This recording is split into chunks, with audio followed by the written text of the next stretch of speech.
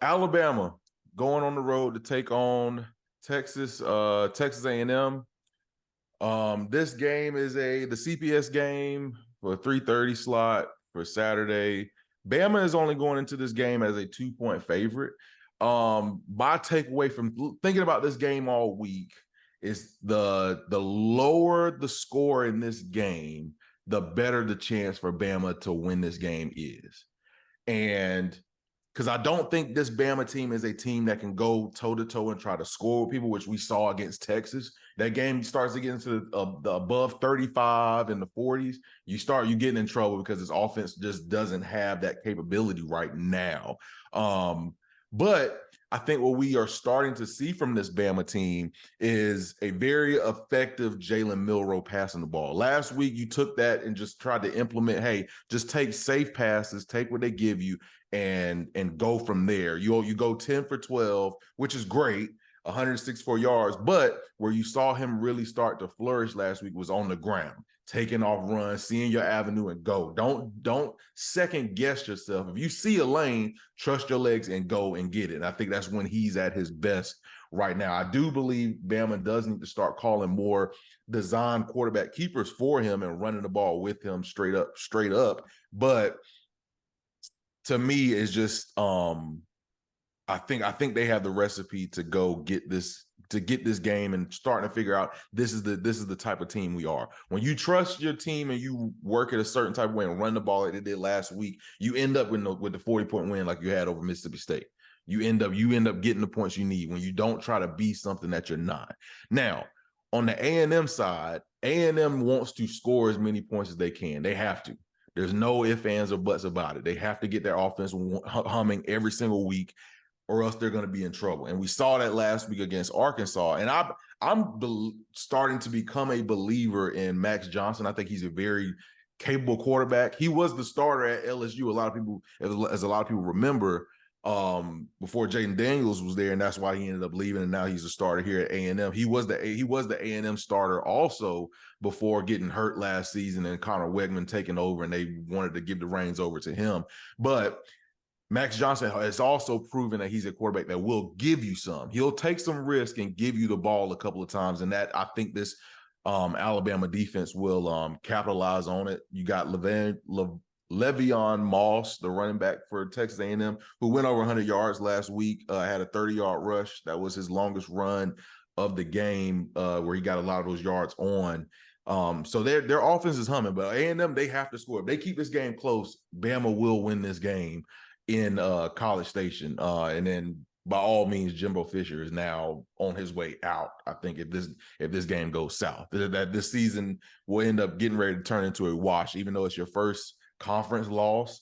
You brought Jimbo into A&M to beat Alabama. And the fact that he's having trouble with that and having trouble competing with some of these teams is going to hurt him more so than not. But so to me, this game right here is going to be so pivotal for Alabama's season. Now, I think Alabama has 2 parts of their season. The first part is kind of leading up to what we saw last week was, who are we going to be this season? As far as our offense identity, as far as our defense identity, I think that was it. Now they found that answer. Now it's about to be effective with this team. And I think overall, when it comes into this game right here, this is a game of the week for us because Bama is on upset alert. And if Bama loses this game, so much of their season goes down the drain. It's so important. And secondly, Texas A&M always plays Bama extremely tough. Last year's game was extremely tough, and that was Jalen Milroe coming out part of. As in, this is your first starting game against Texas A&M. You put up turnover after turnover after turnover after turnover. Texas A&M is not a team that's going to allow it to happen this year and lose the game. They're not going to get 5 turnovers and lose the game against Bama like they did last year. We're going to them for one as Bama. Now, I think this right here is going to be a easily game for Bama to get through, but I think you're going to see them having to face themselves in the mirror versus having to face Texas A&M. Bama, if they play as the caliber of team I've seen that they can play as going to last week, they can beat this team. They can beat this team easily because I think overall it's going to be a team of dominance when it comes to what our defense can put on the field versus what Texas A&M offense can put on the field. Bama's defense, to me, I've seen a lot of Bama's defenses. This is the type of defense right here that I think that's finding their swagger and their confidence in being dominant. That comes in the form of turnovers. That comes in the form of sacks. That comes in the form of actually stuffing your run game. And I think those are the three factors that's going to take over tomorrow's game and why Bama will win this game. I got Bama up by at least 2 touchdowns against Texas A&M, and I got those 2 touchdowns coming late. I think this game could be tight for a lot of 3 quarters, but fourth quarter is going to be Bama's fourth quarter.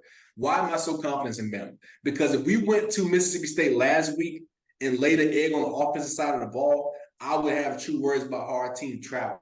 But we've proven that our defense travels and our offense can be explosive. So those 2 factors I have them being the factors that are going to put us over Texas A&M. Now, to me, Texas A&M team is a tale of ups and downs, roller coaster type season so far. You've seen them kind of have moments where they look unbeatable, and you've seen them have moments where they look like they are only beatable. So it's really fun in the aspects of who they really are. They're trying to find their identity on who they're really going to be for the rest of the season. I don't think Bama's the type of team where you find your identity against them. We look at Texas and Texas maybe found their identity, but Texas to me already had a strong team coming into Bama, and they knew their identity coming in. Texas A&M is not that same figure. I think Texas A&M loses this game by at least 2 touchdowns, maybe 3, but it's going to be aspects of a defensive battle for Bama versus Texas A&M. No doubt, man. Texas A&M is basically playing to the level of their competition every week. And I think that's Jimbo Fisher's fault. Granted, the offense is going to do what the offense does, but he's been doing it against Arkansas, Auburn, ULM, and New Mexico. Okay. He played a real team in Miami. They lost. Now, granted, it was early. I think we're going to see that same team that played against Miami this weekend. Both these teams still have SEC West aspirations. They both still have winning the SEC as a potential carrot at the end of the season, and they both have national championship aspirations. So they both have something to play for. I'm a huge fan of Max Johnson going over here to A&M. I think that this team is actually in better shape with him at quarterback than they were with the other guy. Okay. So with that being said, it's still being coached by Jimbo Fisher. The game is a 2:30 kick as opposed to a 6 o'clock kick. I think that favors Alabama, even though the game is on the road. College Station is a very, very difficult place to play at night. If this was a night game, the spread may have A&M, pick to actually win this game or have it as a pick'em game. But right now, Vegas has Alabama slated to win this game. I believe they're going to win this game. There's too much on the line, and there's too much schedule down the line for Alabama. They're going to use this game as a springboard to the rest of the season because the rest of their schedule is not going to be easy. They have a long road to hoe. As long as they continue to play solid defense and run the ball and and use the running game, and that's with Milroe included, the design runs. I love the screen passes. We saw one last week. I think I saw 2 actual screen passes thrown last week, which I think is an absolute beautiful thing for Jalen Milroe to have in his arsenal when the defense is crashing down. When they're stuffing the box so they can't run the ball. So a lot of opportunities for Alabama here. Nick Saban knows that he don't need Jimbo Fisher to beat him again. I've got Bama in this one for at least 10 points. And you're right, it's going to be a late surge. It's going to be close early. I think Bama might even fall behind early in this game. And we get to see how resilient they really are. And we get a chance to see this defense really come up, hopefully cause some turnovers and